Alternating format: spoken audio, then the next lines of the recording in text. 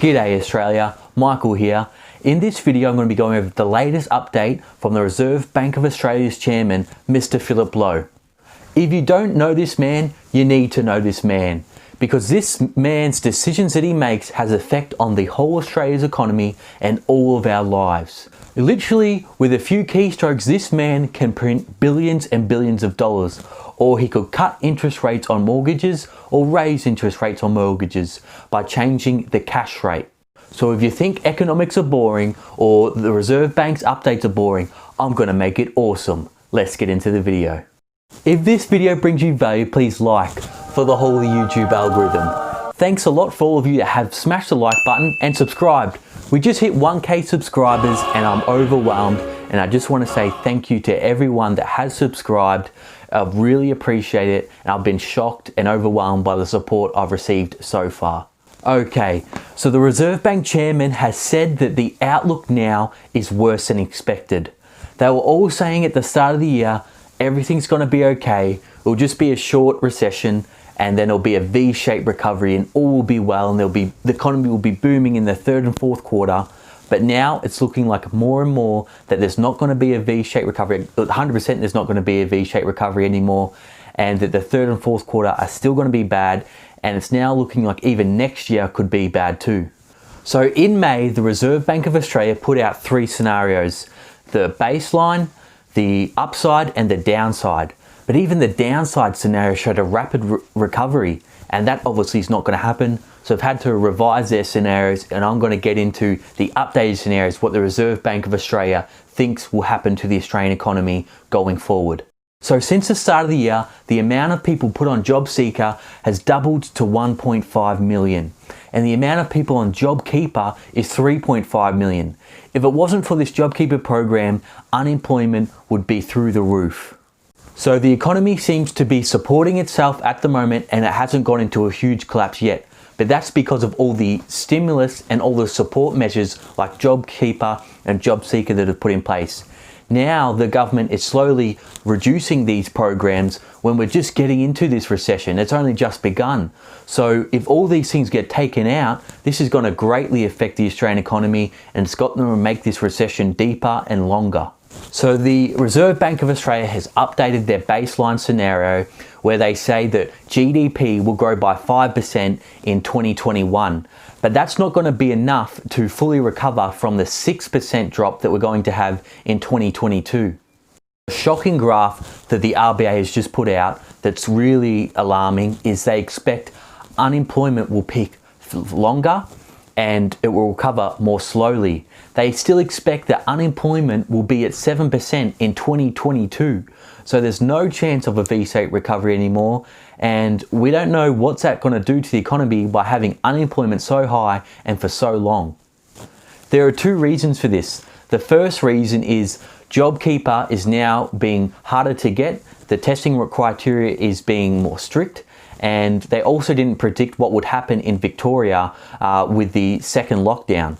So the RBA said that the restrictions in Victoria and also the tightening of JobKeeper will have an effect on the labour market in the September and the December quarter. This is also saying that it's going to have a devastating effect on small businesses.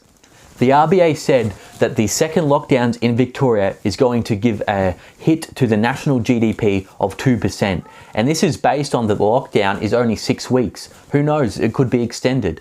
This leads us to the next possibility, where the RBA's baseline may be too pessimistic or too optimistic. So they've updated their upside scenario and downside scenario. The upside scenario is a bit better than the baseline scenario, but the downside scenario is truly terrifying.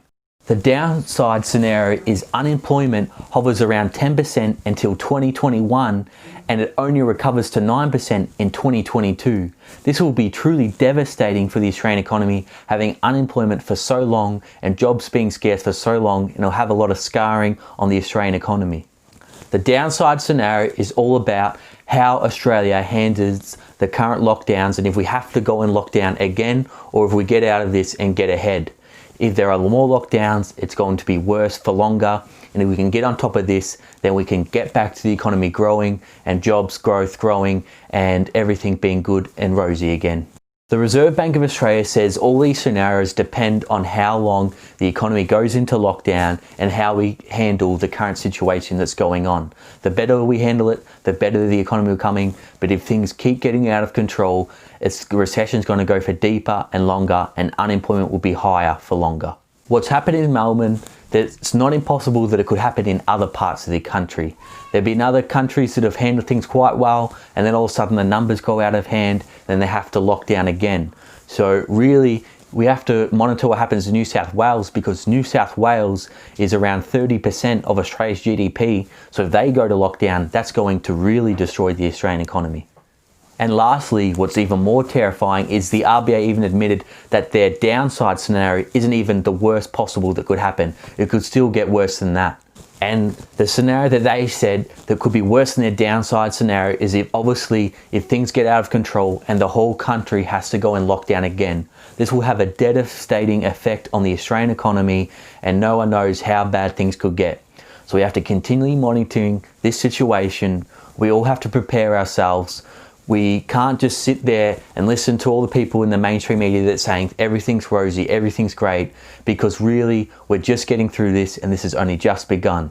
Also, we know the Australian Bureau of Statistics with unemployment, they actually underreport unemployment, and Roy Morgan has underemployment around 24% right now. So 24% of people are underemployed, not getting enough hours. That's significantly going to affect the economy, and JobKeeper being reduced from $1,500 a fortnight to $1,200 a fortnight in September, and then again reduced to $1,000 in January. In the March quarter, we had billions and billions and billions of dollars pumped into the economy when people weren't really affected yet. Maybe people had some savings that they could get through these hard times, but now that this recession is prolonging, we're going to start feeling this recession later in the year, once everyone's savings run out, once the government stimulus gets pulled back.